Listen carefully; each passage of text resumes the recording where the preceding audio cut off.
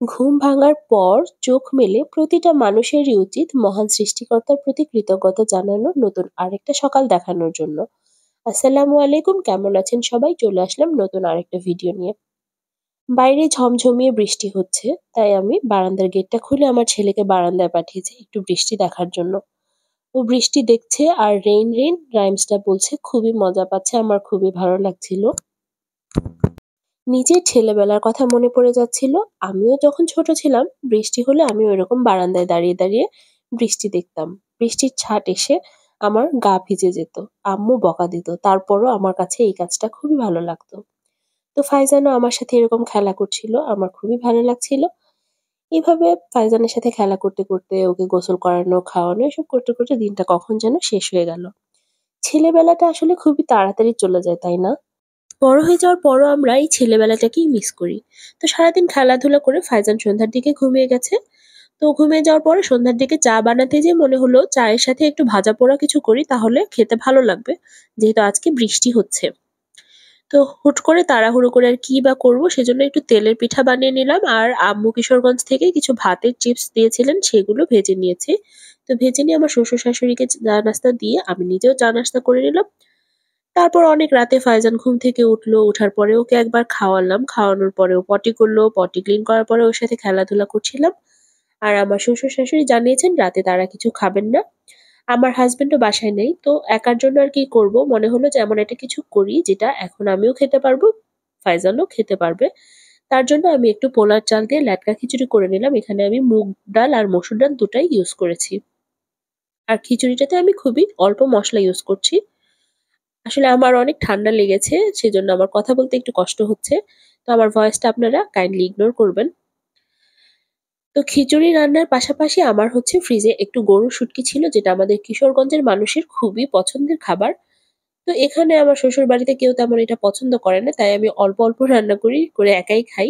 আজকে যেহেতু কেউ খাবে না, তাই আমি ভাবলাম আমি একটু গরুর শুটকি রান্না করে নিই। আর অল্পই ছিল, যেহেতু আবার কোরবানির ঈদ চলে এসছে, আবার বানানোই হবে, তাই এখন শেষ করে ফেলছি একবারে। তো এদিকে আমি এক চুলায় খিচুড়িটা চাপিয়ে দিয়েছি। আরেক চুলায় হচ্ছে আমি শুটকিটা সেদ্ধ করে নিয়েছি। তো পাশাপাশি আমি পেঁয়াজ, রসুন আর শুটকির জন্য আলু কেটে নিয়েছি। আর শুটকিগুলো হামানদিস্তায় আমি থেতো করে নিচ্ছি। আর এখানে আমি কড়াইয়ে তেল দিয়ে পেঁয়াজ ভেজে নিচ্ছি, সেই সাথে গরম মসলা দিয়ে দিচ্ছি। শুটকি রান্নার প্রসেসটা হচ্ছে একদমই মাংস রান্নার মতোই। মানে মাংসে যেসব জিনিস ইউজ করতে হয় সবই ইউজ করতে হয়, লাইক রসুন বাটা, আদা বাটা। তো পেঁয়াজের সাথে আদা রসুন বাটা আর গরম মসলা দিয়ে আমি কিছুক্ষণ এটা ভেজে নেব। কিছুক্ষণ ভাজা হলে তারপরে আমি ওর মধ্যে গুঁড়ো মসলা দিব। আর আমি এখানে তেলটা একটু কমই ইউজ করছি, কারণ শুটকির মধ্যে একটু তেল আছে, ওটাও থেকেও ভালোই তেল আসবে। আর তারপরে গুঁড়ো মসলাগুলো ভাজা হয়ে গেলে আমি লবণ দিয়ে দিচ্ছি। লবণটা তরকারিতে পরে ইউজ করলে তরকারির কালারটা বেশি সুন্দর হয়। তো মসলা ভাজার পরে আমি ওই শুটকির যে স্টকটা ছিল সেটা দিয়ে মসলাটা কষাবো। আমি কোনো এক্সট্রা পানি এটাতে ইউজ করব না, তাহলে ফ্লেভারটা অনেক ভালো হবে। তারপর মসলা কষানো হয়ে গেলে আমি ওর মধ্যে শুটকি আর আলু দিয়ে নেব। তো কিশোরগঞ্জের কে কে আছেন যাদের গরুর শুটকি পছন্দের খাবার আর খুবই ভালো লাগে, আমাকে কমেন্টসে অবশ্যই জানাবেন। সামনে তো কুরবানির ঈদ চলে আসলে আবার শুটকি বানাতে হবে। তো শুটকি কষানো হয়ে গেছে, এখন আমি আলুগুলো দিয়ে দিচ্ছি কিছুক্ষণ কষিয়ে। তারপরে আমি এক্সট্রা যে পেঁয়াজ আর রসুনগুলো ছিল, আস্ত আস্ত রসুন, সেগুলো আমি দিয়ে দিব। দিয়ে কিছুক্ষণ কষানো হবে। একটু ঢাকা দিয়ে কষাতে হবে।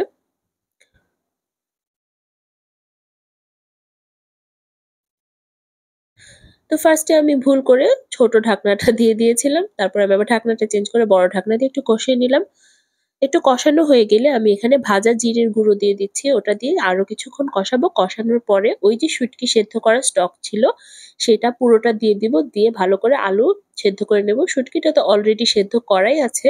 আরো কিছুক্ষণ রান্না করলে একটু সফট হয়ে যাবে। আমার কিন্তু সব মসলা-টসলা মোটামুটি দেয়া হয়ে গেছে। এখন হচ্ছে যখন রান্না হয়ে যাবে, তারপর উপর থেকে একটু কাঁচামরিচ আর হচ্ছে ভাজা জিরের গুঁড়ো ছিটিয়ে দিব। আর হচ্ছে যদি গরম মসলার গুঁড়ো থাকে সেটা দিতে পারেন। আমি তো আগেও বলেছি আমার গরম মসলার গুঁড়ো শেষ হয়ে গেছে। তো সেটা এখনো বানানো হয়নি। আর গরুর শুটকিতে আসলে গরম মসলা একটু কম দেয়াই ভালো, তাহলে শুটকির ফ্লেভারটা ভালো থাকে। বেশি গরম মসলা দিয়ে দিলে আবার শুটকির ফ্লেভারটা ঢাকা পড়ে যায়। এই যে আমার শুটকি রান্না হয়ে এসছে, তো আমি এখানে ৩টা কাঁচামরিচ দিয়ে দিলাম। আমি জানি না নাম্বার 3 আমার কেন এত পছন্দ। আমি সবকিছুতেই ৩ ইউজ করতে পছন্দ করি। I don't know why, আমি কোনো কাজ করলে যদি একবার সাকসেস না হই, আমি সেটা ৩ বার ট্রাই করি। আমি কোনো কিছু ওই যে কাঁচামরিচ দিতে গেলেও ৩ টা দিই। কোনো যেটাই করতে যাই আমার কেন যেন ৩ বারই করা হয়। ৩ নাম্বারটা আমার কেন এত পছন্দ আমি জানি না। তো যাই হোক আমার শুটকি রান্না মোটামুটি হয়েছে। আমি ঝোলটা আরেকটু শুকিয়ে নেব। শুটকিটা আসলে একটু ঝোল কম থাকলেই ভালো লাগে। আর শুটকিটা সবচেয়ে বেশি ভালো লাগে পরের দিন। এই যে আমার খিচুড়িও রান্না হয়ে গেছে। এখন আমি খিচুড়িটা প্লেটে সার্ভ করে নিচ্ছি। আমিও খাবো আর আমার সাথে ফাইজানকেও খেতে দিব। এখন রাত প্রায় ৩টা বেজে গেছে। ফাইজান যেহেতু সন্ধ্যার দিকে ঘুমিয়ে উঠেছে আর অনেকক্ষণই ঘুমিয়েছিল তাই ও এখনো জেগে আছে। আর এজন্য ভাবছি আমার সাথে ওকেও একটু খাওয়াবো। ওর খাওয়া হয়ে গেলে ওকে আগে ঘুম পাড়াবো। তারপরে হচ্ছে আমি নিজেও ঘুমিয়ে যাব। তো গরুর শুটকি এইরকম ভাবে কে রান্না করেন আমাকে অবশ্যই জানাবেন। আর এই যে হচ্ছে আমাদের আজকের ডিনার। তো ভিডিওটা ভালো লাগলে লাইক, কমেন্ট, শেয়ার দিয়ে পাশে থাকবেন আর আমাদের জন্য দোয়া করবেন আমরা যেন তাড়াতাড়ি সুস্থ হয়ে যাই। আল্লাহ হাফেজ।